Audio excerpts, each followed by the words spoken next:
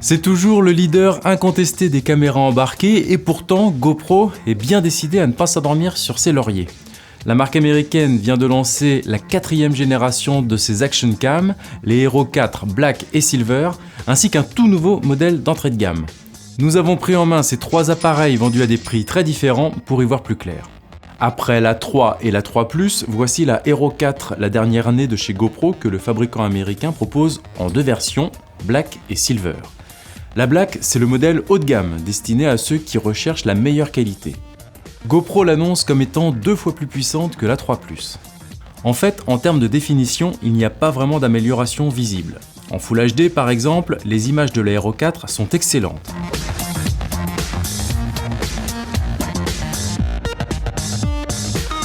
Comme l'était d'ailleurs celle de la Hero 3 Plus Black Edition.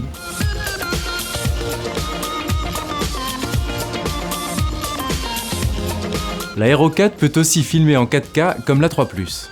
En fait, le vrai changement, il est au niveau de la cadence, puisque la Hero 4 version Black filme désormais à 25 images par seconde en 4K, contre seulement 12,5 avec la 3 Plus. Résultat, les vidéos sont plus fluides et ça se voit. En Full HD aussi, la cadence est accélérée. Alors qu'elle plafonnait à 50 images par seconde sur la 3 Plus, on peut désormais filmer jusqu'à 120 images par seconde en Full HD. Suffisant pour faire de beaux ralentis sans avoir à réduire la définition des images. Attention toutefois à bien désactiver l'option Low Light, sinon le résultat sera saccadé. La GoPro Hero 4 coûte tout de même 480 €, soit 30 € de plus que la Hero 3 Plus, mais sans la télécommande étanche qui était fournie. Du coup, on est plus que jamais tenté de connecter sa GoPro à son smartphone grâce à l'appli offerte. En plus, ça marche bien même si la portée est moins importante qu'avec la télécommande. Si la 4K n'est pas une priorité pour vous, autant vous tourner vers la version Silver.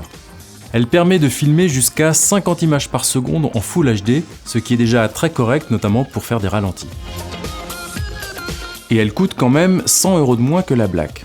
En plus, elle a un argument de poids, c'est son écran tactile intégré. Et ça, pour une GoPro, c'est une grande nouveauté. Certes, il est petit, mais les images sont vraiment nettes et le côté tactile agréable et efficace. Idéal non seulement au moment du cadrage, mais aussi pour visionner ces vidéos juste après les avoir prises ou pour faire le tri sur la carte mémoire. En plus, on peut l'utiliser avec le caisson étanche grâce à une porte arrière souple fournie avec. L'écran facilite enfin l'accès aux principaux réglages, et ça c'est un vrai atout car la navigation dans les menus des autres GoPro reste un gros point noir.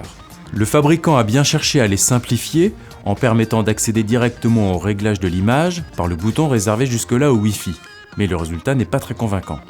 Reste à savoir si son utilisation a un impact sur l'autonomie, même s'il est possible d'activer une mise en veille automatique.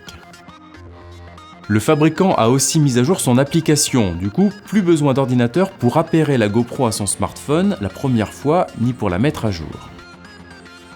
D'autres innovations ont été intégrées au Hero 4 Black et Silver, comme le Highlight Tag qui permet de marquer un moment précis sur la vidéo au moment de l'enregistrement, pour le retrouver ensuite plus facilement au montage dans le logiciel gratuit GoPro Studio.